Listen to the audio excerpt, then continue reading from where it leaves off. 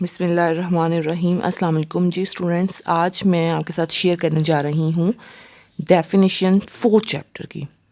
Chapter का नाम है मेजर ऑफ डिस्पर्शन।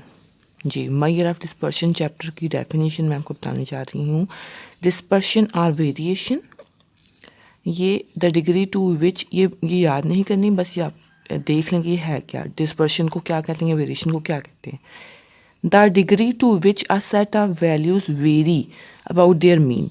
अच्छा, मीन आपको पता ना, जैसे पिछले चैप्टर में बताया था कि ये आपके पास डाटा है। फॉर एग्जांपल एक क्लास में एंटर हुए हैं तो सबकी एज थोड़ी बहुत आगे पीछे होगी, ये डॉट्स नज़र आ रहे हैं, सबका एज का डाटा है। तो पिछले चैप्टर में हमने पढ़ा था कि उसके मिड की वैल्यू, एक रिप्रेजेंटेटिव वैल्यू हम बताएंगे कि इस क्लास में इतनी एज है, लड़कियां इतनी एज की हैं। एक सेंटर की वैल्यू हम बताएंगे। उस सेंटर की वैल्यू को फाइंड करने के लिए, जिसको हम मेजर ऑफ लोकेशन कहते हैं, उसको फाइंड करने के लिए 5 मेथड, यानी कि एवरेज जिसको कहेंगे, 5 method, mean, median, mode, geometric mean, harmonic mean, वो हमने पढ़े। ठीक हो गया। अब इस चैप्टर में हमने इसी डाटा का क्या फाइंड करना है, डाटा फैला कितना हुआ है, ठीक है, उसकी वेरिएशन कितनी है, डाटा में डिस्पर्शन कितना है या वेरिएशन कितनी है, डाटा किस हद तक फैला हुआ है। तो the degree to which a set of values vary about their mean, यानी कि मीन तो सेंटर में है ना, मीन के अबाउट, मीन के राउंड अबाउट कितना फैला हुआ है, ये इस चैप्टर में हमने पढ़ना है। ये डेफिनेशन याद नहीं करनी, बस समझाने के लिए थी। ये आपने याद करनी है। measure of dispersion, a measure of dispersion indicates how close or far apart the values are from the mean or other measure of central tendency, or a measure of dispersion describes the spread or scatter of the individual values around the central position। ठीक है, ये आपके पास measure of dispersion की definition है कि uh measure of dispersion indicates, निशानदही करता है, हाउ क्लोज, कितना करीब है या कितना दूर है, the values are from the mean, यानी कि मीन की वैल्यूज़ से कितनी वैल्यूज़ दूर हैं या कितनी करीब है मीन के, ये हम मेजर ऑफ डिस्पर्शन से फाइंड करते हैं। From the mean are other measure of central tendency, यानी कि सेंट्रल टेंडेंसी के अदर मेजर्स वही है ना, मीन तो बता दिए उन्होंने, अदर मेजर्स हैं median, mode, geometric mean, harmonic mean. उनसे कितना फॉर ये वर्ड फॉर अवे है, फॉर अपार्ट है, या कितना क्लोज है उस एवरेज से, ठीक है, उस सेंट्रल टेंडेंसी से। तो ये आपने डेफिनेशन याद करनी है, या इसकी दूसरी डेफिनेशन ये भी हो सकती है, uh measure of dispersion describes the spread और scatter of the individual values around the central position, कि सेंटर की पोजीशन के कितनी इर्द गिर्द स्प्रेड या स्कैटर हुई हैं इंडिविजुअल्स। क्लियर। उसके बाद आपने qualities of good major of dispersion में 2 करनी है, ठीक है, इस क्वालिटी में 2 करनी है। It should be easy to calculate, it should be easy to understand. Clear. उसके बाद नेक्स्ट आप चौथी डेफिनेशन पे आ जाए, absolute measure of dispersion. Absolute measure of dispersion और नेक्स्ट है रिलेटिव मेजर ऑफ डिस्पर्शन। अच्छा जी, एब्सोलूट मेजर ऑफ डिस्पर्शन और रिलेटिव 2 इसमें होती हैं कि ये डेफिनेशन इंपॉर्टेंट है और ये दोनों इंपॉर्टेंट हैं। एब्सोलूट मेजर ऑफ डिस्पर्शन क्या होता है, ये आप देखें, an absolute measure of dispersion is that which measures the variation present between the observations in the unit of the variable. देखें कि एब्सोलूट मेजर ऑफ डिस्पर्शन वो होता है विच मेजर, जो कि मेजर करती है वेरिएशन को, करती वो वेरिएशन को ही मेजर कि डाटा कितना फैला हुआ है, कितनी वेरिएशन है डाटा में। मेजर द वेरिएशन किस में, जो मौजूद होती है, प्रेजेंट मौजूद होती है बिटवीन द ऑब्जर्वेशन, यानी कि ये ऑब्जर्वेशन है, ये ऑब्जर्वेशन, ये ऑब्जर्वेशन, ये ऑब्जर्वेशन, तो ऑब्जर्वेशन के दरमियान वेरिएशन को ही मेजर करती है between the observations in the unit of variable, unit of variable में। ठीक हो गया। अब इसके बाद आपने इसके साथ यहाँ पे मेंशन भी करने हैं, इस डेफिनेशन में आपने साथ लिखना भी है नीचे 1 2 3 4। अब 1 में आपने लिखना है रेंज, ठीक है, 2 में आपने लिखना है क्वार्टाइल डेविएशन, 3 में आपने लिखना है मीन डेविएशन, और 4 में आपने लिखना है स्टैंडर्ड डेविएशन। क्लियर। अब रिलेटिव मेजर ऑफ डिस्पर्शन है। रिलेटिव मेजर ऑफ डिस्पर्शन में क्या है, जी, a relative measure of dispersion is that which measures the variation present between the observations. अब देखें ऑब्जर्वेशन बिटवीन द ऑब्जर्वेशन तक सेम डेफिनेशन है, आपको याद करने में इजी होगा. अब उसमें था in the unit of the variable, इसमें है रिलेटिव टू देयर एवरेज, यानी कि उनके एवरेज. ये तो बल्कि उसमें भी हो सकता था between the observations relative to their average, ये इसमें भी हो सकता था. आगे डिफरेंट है. It is used to compare the variation, यानी कि ये वेरिएशन को कंपेयर करता है बिटवीन, यानी कि इसमें भी ऐसा हो सकता थी डेफिनेशन कि ऑब्जर्वेशन के बाद लिखा जाता है रिलेटिव टू देयर एवरेज, ठीक है. उसके बाद लिखा जाता है it is used to compare the variation between. अब यहाँ पे था between the unit of the variable, ये हो सकती थी, लेकिन है जो लिखी हुई आप वही याद कर लें बेशक. तो it is use to compare the variation between two or more sets of data, यानी कि एक या दो सेट्स के दरमियान. और ये यहाँ पे आप ऐड कर सकते हैं इट इज़ यूनिटलेस, ठीक है. ये कैसे यूनिटलेस है? फॉर एग्जांपल इसकी डेफिनेशन इसमें आ जाएगी, आप 1 2 लिखें, coefficient of range, coefficient of range. यहाँ पे आपने लिखा रेंज, इधर लिखना है कोफिशिएंट ऑफ रेंज. इधर लिखा है क्वार्टाइल डेविएशन, इधर आपने लिखना है coefficient of quartile deviation. Number 3, इधर आपने लिखना है मीन डेविएशन, इधर आपने लिखना है कोफिशिएंट ऑफ मीन डेविएशन. और नंबर 4, इधर आपने लिखा है स्टैंडर्ड डेविएशन, इधर आपने लिखना है नंबर 4 में CV, ठीक है.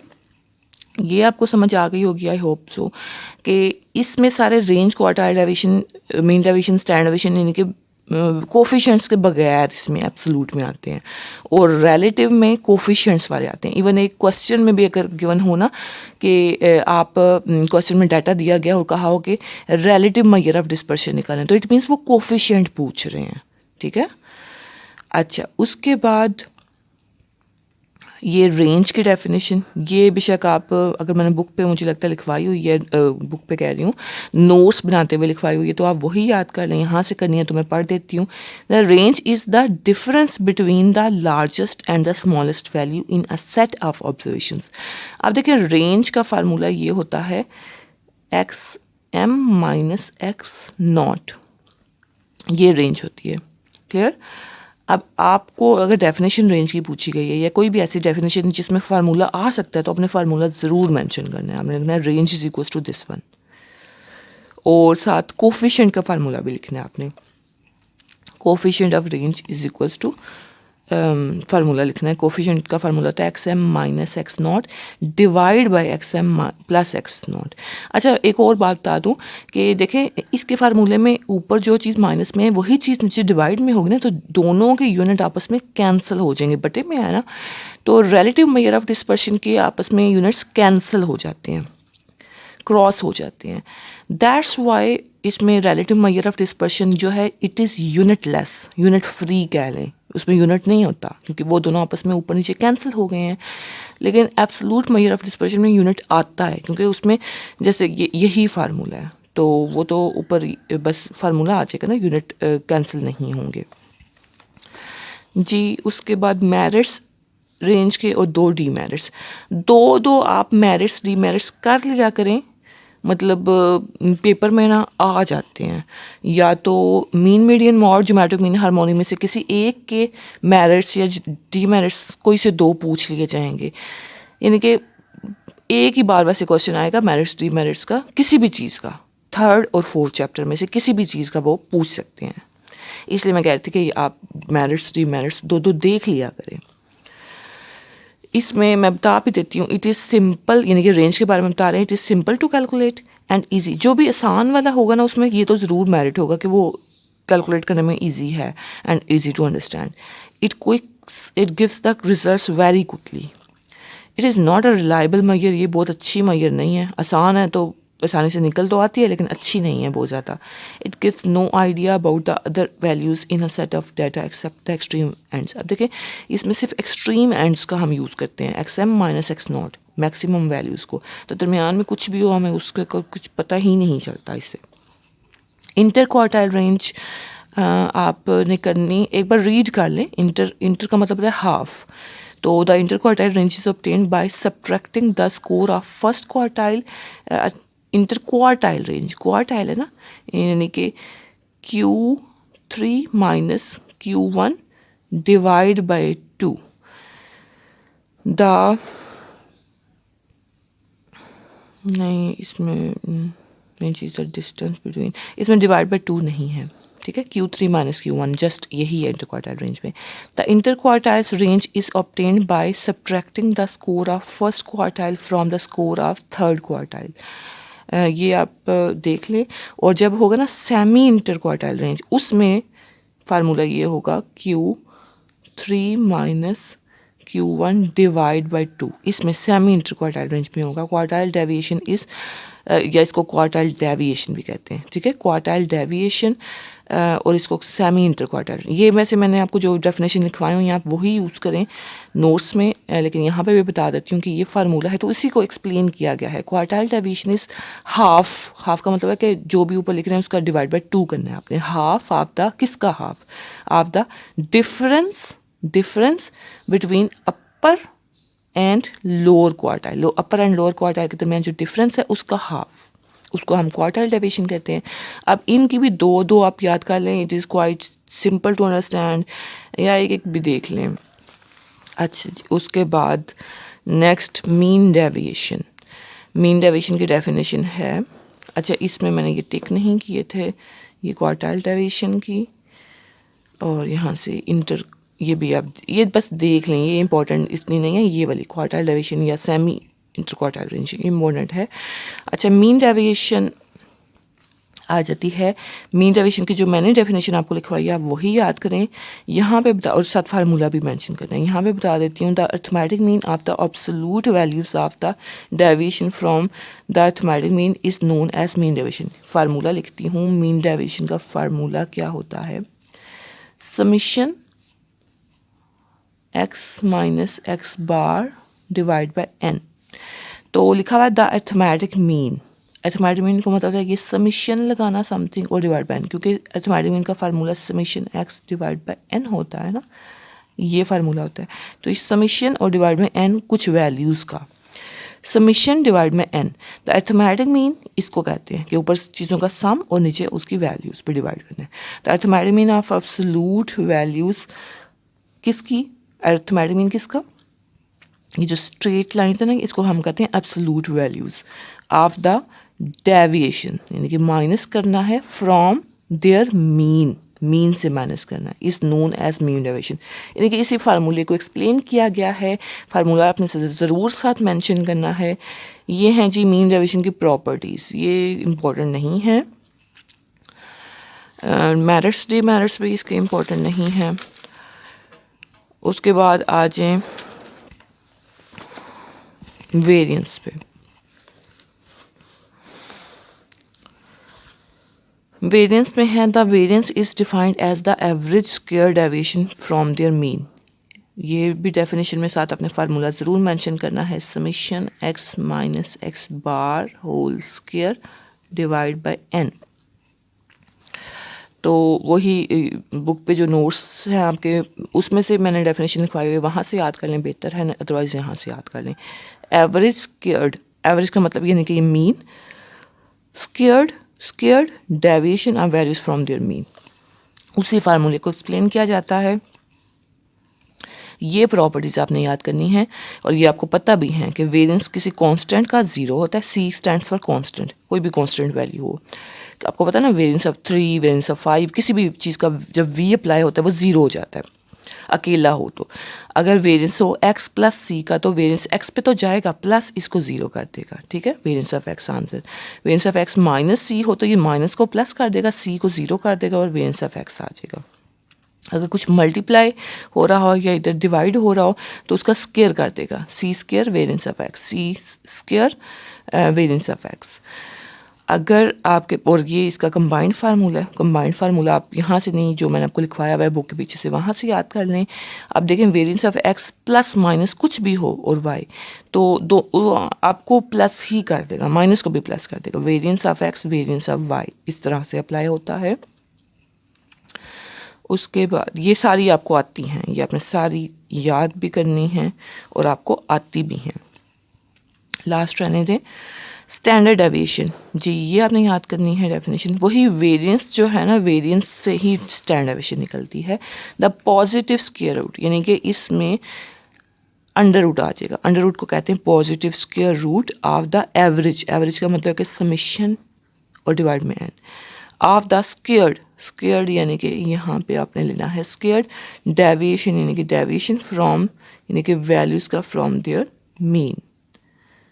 ये आपका फार्मूला, उसी को वर्डिंग में एक्सप्लेन किया गया है। ये आप नोट्स वाली बेशक कर लें और इसकी देख लें ज़रा प्रॉपर्टी। स्टैंडर्ड डेविएशन कांस्टेंट पे 0, स्टैंडर्ड डेविएशन एक्स पे तो जाएगा, कांस्टेंट पे 0 कर देगा, एक्स पे जाएगा, माइनस को प्लस करेगा, कांस्टेंट को 0 कर देगा, मल्टीप्लाई कुछ है उसको वैसे ही लिख लेगा, वेरिएंस में तो वो स्क्वायर कर देते हैं ना, और डिवाइड में कुछ है वो भी वैसे आ जाएगा, और स्क्वायर नहीं करेगा, वेरिएंस में स्क्वायर करता है। ये सारी डेफिनेशन आपने देखनी है एक बार, और फिर उसके बाद बस ये 3 इसकी प्रॉपर्टीज़ आप देख लें जी। उसके बाद इसके मेरिट्स डीमेरिट्स को एक एक करना चाहें तो कर लें, अदरवाइज रहने दें। Coefficient of variation, CV, CV is most important definition. Coefficient of variation is defined as the standard deviation of a distribution divided by the mean. यानी कि CV का फार्मूला क्या होता है, S over X bar multiplied by 100, mean of the distribution and multiply by 100। वही wording में लिखा हुआ है, आप नोट से करना चाहें वहाँ से कर लें, यहाँ से करना चाहें यहाँ से कर लें। उसके बाद एम्पिरिकल रूल है सिमेट्रिकल डिस्ट्रीब्यूशन, ये आपने करनी है तैयार। सिमेट्रिकल डिस्ट्रीब्यूशन यहाँ से CV पे निशान नहीं लगाया, CV का आपने तैयार करना है। सिमेट्रिकल डिस्ट्रीब्यूशन ये आप मैं आपको पढ़ के सुनाती हूँ। Are distribution is called symmetrical if its frequency curve has the same shape on both sides, यानी कि मैंने आपको बताया था स्मूथ शेप कर्व के दोनों साइड पे हो तो उसको सिमेट्रिकल डिस्ट्रीब्यूशन कहते हैं। या आप बेशक हाफ कर लें तैयार, sides of central line which divides the curve into 2 equal parts, यहाँ तक बेशक कर लें या इसके बाद वाला कर लें। In a perfectly symmetrical distribution the values of the mean median mode are equal. आपको पता ना मीन मीडियन मॉड तीनों यहाँ पे होते हैं, इस पॉइंट पे मॉड पीक पॉइंट भी इधर, मीडियन भी इधर, मीन भी इधर। स्क्यूड डिस्ट्रीब्यूशन भी आपने करनी है। इसकी आसान डिस्ट्रीब्यूशन है लैक ऑफ सिमेट्री, यानी कि सिमेट्री है ना, लैक ऑफ सिमेट्री यानी कि इसमें जब कमी होती है, lack of symmetry is called skewness. Skewness की डेफिनेशन भी इंपॉर्टेंट है। आकर distribution in which the observations are concentrated at one end tail of the distribution so that the most typical scores are relatively low, skewed to the right or high skewed to the left। आप बस इसमें ये याद कर लें, lack of symmetry is called skewness, ये definition कर लें और साथ लिख लें it can be right skewed or left skewed, या आप कोई से भी लिख लें। अब पॉजिटिव स्क्यूड में क्या होता है, पॉजिटिव स्क्यूड की डेफिनेशन ना ये इसमें ऐसे होता है, आपने ये ना दिमाग में बिठा लें इसका इमेज कि पॉजिटिव में फ़ौरन से ऐसे पीक पे जाके ऐसे जाते हैं। अब इसमें पीक पे मॉड होगा, ठीक है, सेंटर में इधर मीडियन होगा और एंड पे इधर मीन होगा, ठीक है।